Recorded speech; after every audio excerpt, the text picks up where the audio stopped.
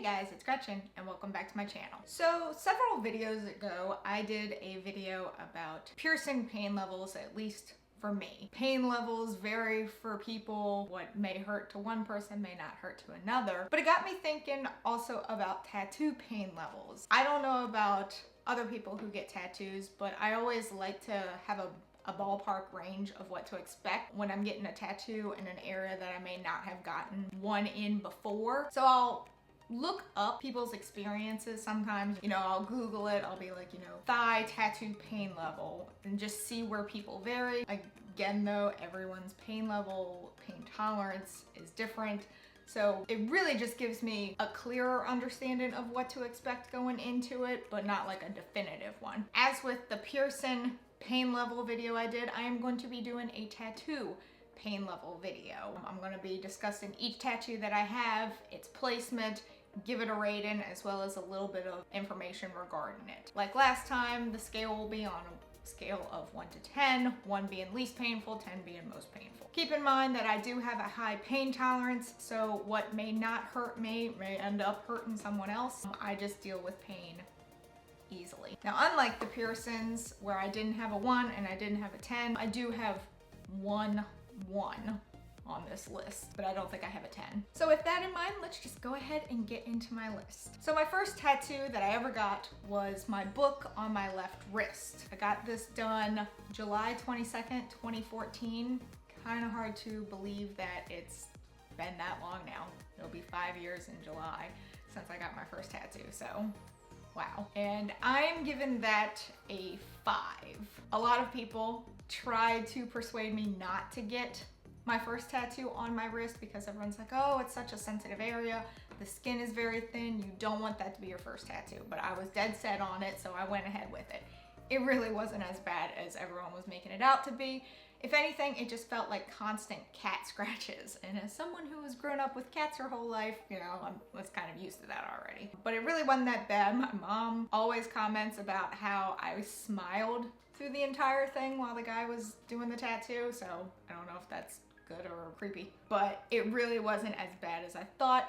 It did flake quite a bit. It was a very flaky healing process. It was super itchy. It was also like the one tattoo that I followed my P's and Q's on, making sure that I did everything correctly to make it heal. My next tattoo on the list is my cat and dog silhouette, which is on my right, like right above my right ankle. I got this April 7th, 2015, so almost an entire year later. And I'm gonna give that a 6. This was also at the time where I found out that my legs are super jumpy, and so any kind of tattoo that is on the lower half of my leg, so like knee down, I get really jumpy. I don't mean it, and I always tell my artists, I'm like, I'm so sorry, I'm trying to control them, but they just kind of pop every so often, but not like a bam, kick you in the face type of pop, but more of a, oh, there they go again. Oh, there they go again. However, I will say that I'm pretty sure I almost passed out from this tattoo.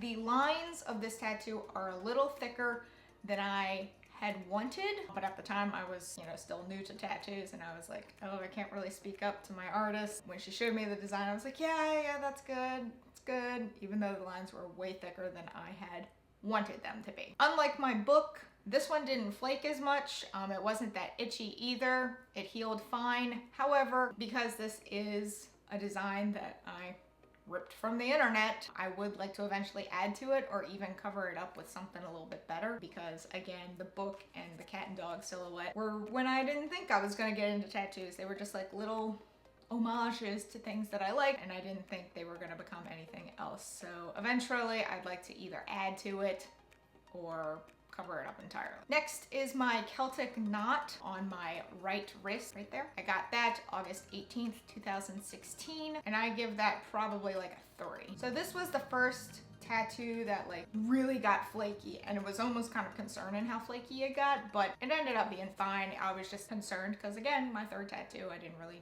still know that much. I also got really startled by the fact that the first night I had it, ink was sloughing off like crazy. Like I was sending a text to one of my best friends who was also into tattoos, and I was like, does this look normal to you? Like, I'm concerned. My other ones didn't do this. Am I gonna lose this tattoo? Is it gonna look effed up? Blah, blah, blah. I was very concerned about it. But pain-wise, it didn't really hurt that much. It was done super quick. I just laid down and had like my arm outstretched like that while the artist did it. It didn't take any time. Again, this is a standard symbol, so I do want to get it covered up eventually, and it may be sooner than later. My next one is my song lyric, which is right here. This was done November 4th, 2016, so the same year as my Celtic symbol, and I'm giving that one a 3, so kind of on the same scale as the Celtic Knot. A lot of people, again, tried to dissuade me not to get it in this spot because they all said inner elbow really hurts, and even though it's not like right in the bend, it's close enough that a lot of people said that that would hurt. I didn't find it to hurt at all. Again, was really quick. I'm pretty sure it was the same artist that did my Celtic Knot. It ended up, both were walk-ins, but I hardly felt it. I texted the whole time. It was nothing to it. For this one, it didn't flake like my Celtic Knot did, but it felt like a really bad sunburn. Like it never itched, but it felt like a really bad sunburn. I don't know if it was just because this area is really sensitive or it's like thinner skin, but it didn't itch, it didn't flake. It just felt like I got sunburned in that spot. Next up is my fleur-de-lis on the back of my neck with the LSU colors. I got that done December 15th, 2016. So again, the same year as these guys. And I am giving that an 8. And it probably wouldn't have been that high except for 2 factors. It took forever to get that tattoo done. It's not even that big of a tattoo, but it took forever because the artist was kind of newish to the tattoo scene and was like very meticulous about it. So he kept going over lines again and again. So I'm chalking it up to the fact that the only reason why it hurt so bad was because it just took way longer than I think it should have. It took roughly 4.5 hours to do that. Whereas like my tiger in its entirety took 3.5, 4. And it was because the artist was new and he was just trying to make sure that everything was perfect. I know watercolor is a little bit more difficult to do. It's not exactly what I envisioned, but I still love it. But yeah, it was super painful and I was getting antsy and my butt hurt by the end and I just wanted to be done. Also on that one, the ink bled a lot, and that's normal for tattoos, for ink to bleed. It was also my first tattoo with color, so I wasn't used to seeing that ink bleeding like it was. But yeah, that was something I noticed. A lot of pillowcases ruined from that. Next up is my Lotus, which is on my right pointer finger. I got this done January 14th, 2017. And this is the only one that I am giving a 1 to. Everyone was like, oh my God, finger tattoos hurt. You're gonna hate it. It's gonna be excruciating, even though it doesn't last very long. Either everyone is just like super sensitive, or I really have a high pain tolerance, or I don't know, but it didn't hurt at all. And it took like 2 minutes, if that. It never flaked and it was never itchy during the whole healing process. Now I will say it has faded a little bit, and I think that's because I have super dry skin, especially on my hands, and like there's one line that's a little thin. Whether or not I'd get it touched up now remains to be seen. I will eventually get it touched up because I do love it, but do I need to get it touched up just for that one spot? No, I'll probably wait for it to fade a little bit more because that's just what finger tattoos do. They fade. And you do have to get them touched up. So next is my Fluorite Crystal, which is on my left outer ankle. I got this done December 4th, 2017, and I give that a 6. And this was my first big piece. It bled a lot when it was completely done, and it flaked a ton, but it wasn't super itchy. It healed wonderfully. Colors are vibrant, they're beautiful, and once again, just because it was located on the lower half of my leg is why it hurt. Because I'm super jumpy and sensitive down there. So next are my Forget Me Not flowers, which are on the right inner ankle, or like right above the ankle. Got this done April 6th, 2018, and I'm giving it about a 5. Again, my leg is jumpy, and that is the lower part of my leg.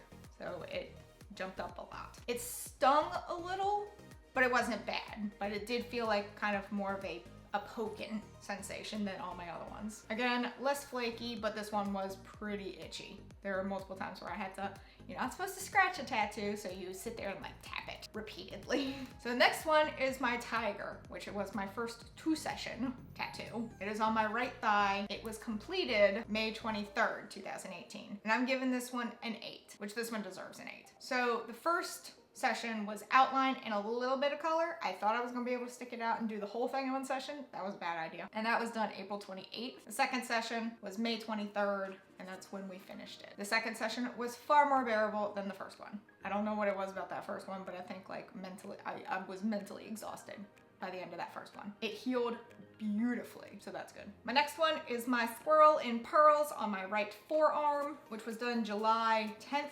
2018, and I give that about a 6. It hurt towards the end of the session because it is a bigger piece and I did do it all in one go, but it wasn't that bad. Healing, this was the first one where I had issues with healing. I did lose a little bit of ink. I do need to get my artist to touch it up. I don't know what happened. I don't know if it was because I changed lotions at that time and it just didn't set well. It did itch a lot and it flaked a lot.